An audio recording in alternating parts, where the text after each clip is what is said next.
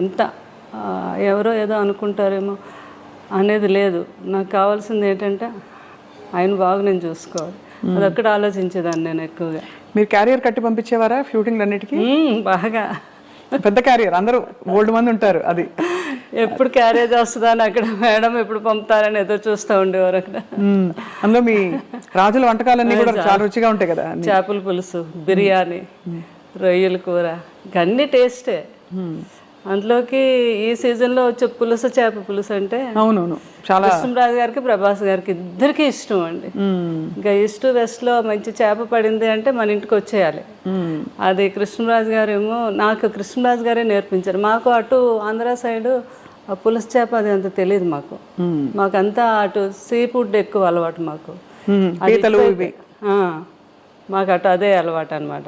ఏది వంజరం చేపని, కోనేరు చేపని, ఆ టైప్ ఆఫ్ మేము ఎక్కువ. కానీ ఇటు రాజుగారి వాళ్ళు అయితే ఇంకా అన్నీని వాళ్ళకి ఏ సీజన్లో ఏ ఫుడ్ వస్తుందో ఆ సీజన్ ప్రకారంగా తిన్నాం. అది ఈ సీజన్లో వస్తుందండి పులుసు అని, చాలా ఫేమస్ అది. అవును, అది తండ్రి కొడుకులు ఇద్దరికి ఇష్టం. ఆ కృష్ణరాజు గారు నాకు నేర్పించారు అది ఎలా చేయాలి ఏంటి.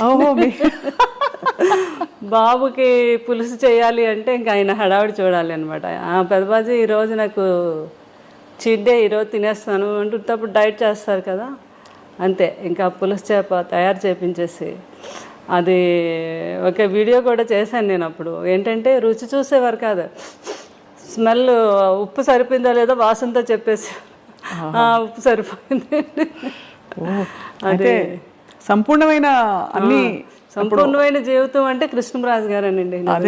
బాబు కూడా అదే అంటారు, అబ్బా ఎవరికైనా కూడా అలాంటి జీవితం రావాలి అంటే ఎన్ని ఉడుదుడుకులు ఉన్నా ఏమున్నా మనిషిలో కళ్ళల్లో కనబడడం ఎప్పుడా హ్యాపీనెస్. ఎవరైనా వస్తే భోజనం పెట్టడం. ఇంకా ఏంటంటే ఆయన ఫ్రెండ్స్ వాళ్ళు లండన్ డాక్టర్స్ అందరూ ఫ్రెండ్స్ ఎప్పుడైనా ఇండియా వచ్చినప్పుడు, హైదరాబాద్ వచ్చినప్పుడు కృష్ణరాజు గారు మీ ఇంటికి వస్తున్నానంటే ముందు వాళ్ళని అడిగి తెలుసుకుంటారు, మీరు ఏం తింటారు, మీరు మటన్ ఇష్టమా, మీకు చికెన్ ఇష్టమా, అలా అవి వాళ్ళకి ఇష్టాన్ని తెలుసుకుని అవి నాతో తయారు చేయించి పెట్టించి ఆయన స్వయంగా వడ్డించాలి. మళ్ళీ కొంతమంది కాంబినేషన్, మా ఇంట్లో బిర్యానీ పులావ్ రసం అంటాం, రసాన్ని కూడా ఒక స్పెషల్గా చేస్తాం. ఆ కాంబినేషన్ చాలా బాగుంటుంది, పులావ్ రసం కలిపి. చాలా మందికి తెలియదు కదా. అవునవును. ఆయన తిని ముందు కొంచెం పులావ్ వేసుకోండి, అందులో కొద్దిగా చేపల పులుసు వేసి ఇంత రసం వేసుకొని తినండి అంటే ఆ టేబుల్ మీదే వాళ్ళకి వంట అక్కడికక్కడ తయారు చేసి పెట్టేవారు అనమాట. అంత ఇష్టం పెట్టడం, అంత ఇష్టం, అంత ఇష్టం అండి. వాళ్ళు తింటూ ఉంటే ఆ కళ్ళల్లో ఆనందం అసలు మామూలుగా కాదు. సో శ్యామలాదేవి గారు, మీకు అంత ఇష్టపడి మీరు అంటే మీరు అరేంజ్డ్ అయినా కూడా పెళ్ళి ఒకలా చూస్తే ఇష్టపడి చేసుకున్నట్టే మీరు, ఎందుకంటే మీరు వారి పరిస్థితి నుంచి ఇష్టము అన్నీ లేదు, నాకంటే పెద్దవారైనా నాకు ఇష్టం అని చేసుకున్నారు. వారు కూడా మీ గుణం తెలుసుకుని చేసుకున్నారు కదా. మీకు ఏం కొని పెట్టారు పెళ్ళయ్యాక? అలా ఉండేదా షాపింగ్, లేకపోతే మీరే వెళ్ళి చేసుకోవడమేనా? నా ఇష్టం అనమాట, నాకు ఏది కావాలన్నా. ఫస్ట్ టైం మాత్రం నా మ్యారేజ్ అయ్యాక కృష్ణరాజు గారు ఢిల్లీ వెళ్ళారు. ఢిల్లీ వెళ్ళాక వస్తున్నప్పుడు అక్కడ డ్రైవర్ని అడిగారండి, ఇక్కడ మంచి షాప్స్ అవి ఉన్నాయి మేడం, చీరలు కొని పెట్టుకోండి. ఫస్ట్ టైం అక్కడ సౌత్ ఎక్స్ బాగా ఫేమస్, అన్ని బ్రాండెడ్ షాప్స్ ఉంటాయి. అక్కడికి వెళ్ళి 2 సారీస్ కొని తెచ్చారు ఫస్ట్ టైం. అవి ఒకటేమో 25,000, ఇంకొకటేమో 15,000 అనమాట. నీకు నచ్చాయి చీరలు, లేకపోతే నెక్స్ట్ మనం వెళ్ళినప్పుడు వాడు చెప్పాడు, మేడంకి నచ్చకపోతే 15 days వరకు టైం ఉంది, వచ్చాక మార్చుకోవచ్చు అని చెప్పారు. నాకు చాలా హ్యాపీ అనిపించింది ఫస్ట్ టైం ఆయన చీరలు కొని. అలా దాచుకున్నాను ఇప్పటికీ కూడా సారీస్, ఆయన ఫస్ట్ టైం కొని తెచ్చారు. అవునా? అవును కదా, అంతకంటే అది అద్భుతమైన జ్ఞాపకం.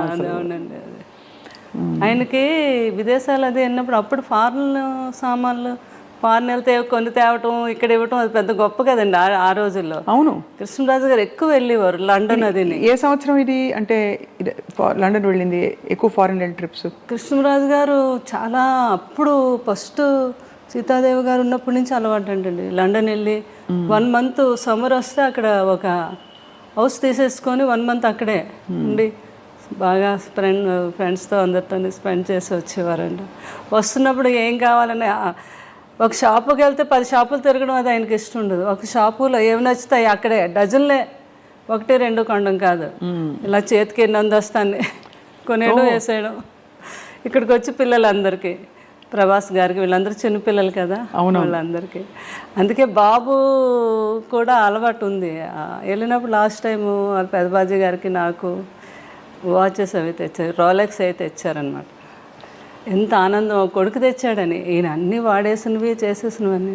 కానీ కొడుకు వేరు కదా. అయితే ప్రభాస్ ఎప్పుడు వచ్చినా ఒక 2 గంటల ముందు ఫోన్ చేస్తారు వాళ్ళు పెదబాజీ రోజు నేను వస్తున్నాను మిమ్మల్ని చూడడానికి, నేను చాలాసేపు కూర్చున్నాను, కొడుకు వస్తున్నాడు, అన్నీ చేసి ఏం కావాలో ఏంటో తయారు చేసి ఆ వాచ్ పెట్టుకుండేవారు. కొడుకు కొన్న వాచ్ పెట్టుకొని అక్కడ కూర్చుండేవారు అనమాట. నేను చెప్తే ప్రభాస్ గారు నవ్వేవారు, పెదబాజీ అవన్నీ ఎప్పుడో మీరు మా చిన్నప్పుడు వాడేసినవే కదా ఇవన్నీ మీకు కొత్త ఏంటి, ఏదో మాకు సరదాగా తేవడం అంటే అలా కాదు, నాకు కొడుకు తెచ్చాడు, నాకు గొప్ప అంటే అట్లాంటి మనస్తత్వం అనమాట ఆయనకి. కానీ ప్రభాస్ గారికి కూడా చాలా మంచి గుణం. అయ్య బాబా, అంత మంచి గుణం అంటే మాట తీరులో మర్యాద ఇవన్నీ కూడా ఖచ్చితంగా కృష్ణరాజు గారి ప్రభావం చాలా ఉంటుంది కదండి. అసలు ఆయన కూడా అనేవారు, పెదబాజీ నాకు చాలా వరకు అంతా మీ పోలికే, అదే మీ గుణాలే వచ్చాయి, కొంచెం మొగమాటం ఒకటే నాకు ఎక్కువ చాలా మొగమాటం అండి. అంటే ఎక్కువ ప్రజల్లో అదే బయటకు వెళ్ళడం అని అదని. కృష్ణరాజు గారికి అలా కాదు, పాలిటిక్స్ లో కూడా ఉన్నారు కాబట్టి స్వభావం కూడా కొంత అవుట్ గోయింగ్ ఆయన. అంటే ఒక చార్జ్ తీసేసుకుని వెంటనే అందరినీ కంఫర్టబుల్ చేసేసే టైపు వ్యక్తిత్వం వారిది కృష్ణరాజు గారు. చాలా ఏదైనా కూడా కష్టాన్ని తెలియకుండా ఏదైనా ఉంటే ఆయనలో ఆయన ఉండి దాన్ని కూడా తెలియపరచుకుంటా హ్యాపీగా ఫ్యామిలీతో ఎంజాయ్ చేయటం, ఎవరిని ఇబ్బంది పెట్టకపోవటం. అంటే దేన్ని మిస్ అయ్యేవారు కాదు. ఆయన 2 పడవల మీద ప్రయాణం కదా, ఒకటి పొలిటికల్, ఒకటి సినిమా. అవును, కానీ ఇద్దరిని కూడా బ్యాలెన్స్ చేసుకుంటూ వచ్చారు ఈ రోజుకి కూడా. కరెక్ట్. వాళ్ళందరూ ఇప్పుడు నాకు కూడా ఉన్నారు, అది నా ఆనందం. ఎవ్వరు కూడా ఒకరు దూరం అవ్వలేదు. అందరూ అంటే సినిమా ప్రపంచంలో ప్రపంచం అనండి, అటు పొలిటికల్ అందరూ టచ్ లో ఉంటారా? అందరూ టచ్ లో ఉంటారు.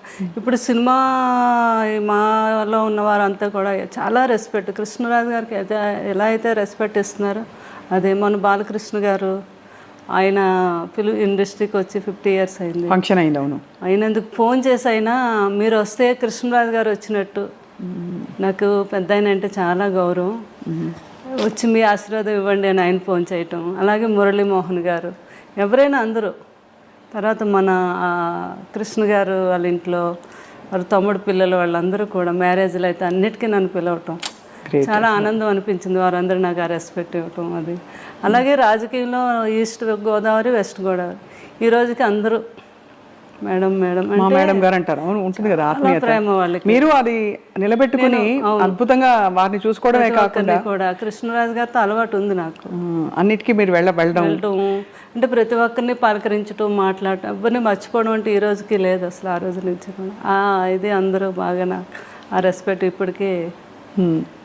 బాబు కూడా అంటే కృష్ణరాజు గారు ఎలా అయ్యాక బాగా డిప్రెషన్లోకి వెళ్ళామండి నేను పిల్లలు. అసలు ఇంకా లేవలేమేమో అన్నంత పరిస్థితి అది. ఇంకా అసలు అలాంటిది ఆ టైంలో బాబు బాగా సపోర్ట్ చేశారు. బాబు ఒకటే మాట అన్నారు ఒకరోజు, మీకు పెదబాజీ అంటే చాలా ఇష్టం, ఆయన ఎక్కడికే వెళ్ళలేదు, మన దగ్గరే ఉన్నారు, సంపూర్ణమైన జీవితం అనుభవించి ఆయన మన దగ్గరే ఉన్నారు. ఇప్పుడు మీరు బాధపడ్డారు, రోజు బాధపడుతున్నారు, డిప్రెషన్లోకి వెళ్తున్నారంటే ఆయన నమ్ముకొని ఎంతోమంది ఉన్నారు, వాళ్ళందరికీ మళ్ళీ మీరు పెదబాజీ ఉన్నట్టుగా చూపించాలి కదా. ఎందుకంటే మీరు బాధపడితే ఎవ్వరూ మీ దగ్గరికి రారు ఒకరు కూడా. అప్పుడు పెదబాజీ మన దగ్గర లేనట్టే కదా. ఆయన ఉన్నారు మనతోనే అనుకుంటే మీరు లేవాలి, మీరు తిరగాలి, బయటకు వెళ్ళాలి అని ఆయన చెప్పారు. ఇంకా ఆ రోజు నిజమే కదా, బాధపడే కన్నా ఆయన జ్ఞాపకాలను ముందుకు తీసుకెళ్తూ నలుగురిలోకి వెళ్తే వాళ్ళు కూడా ఆనందపడతారని ఆలోచించి నేను అప్పటి నుంచి బయటకు రావడం మొదలుపెట్టాను.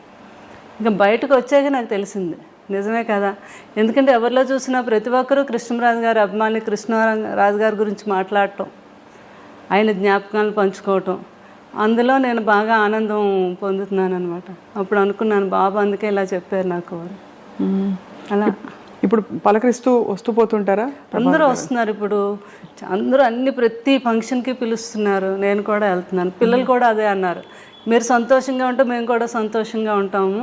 ఆ జ్ఞాపకాలతో బాధ్యం జ్ఞాపకాలతో మనం బ్రతకాలి కానీ డిప్రెషన్కి వెళ్ళకూడదు అని చెప్పడంతో ఏమైనా నేను కృష్ణుడు గారని ఇక్కడ జరీవరం అని ఒక షాపు తెలుసుగా, దానికి వెళ్ళాను ఓపెనింగ్. మీరు వెళ్ళారు కదా, నేను కూడా వచ్చాను. మీరు తర్వాత వచ్చారా? తర్వాత వచ్చాను.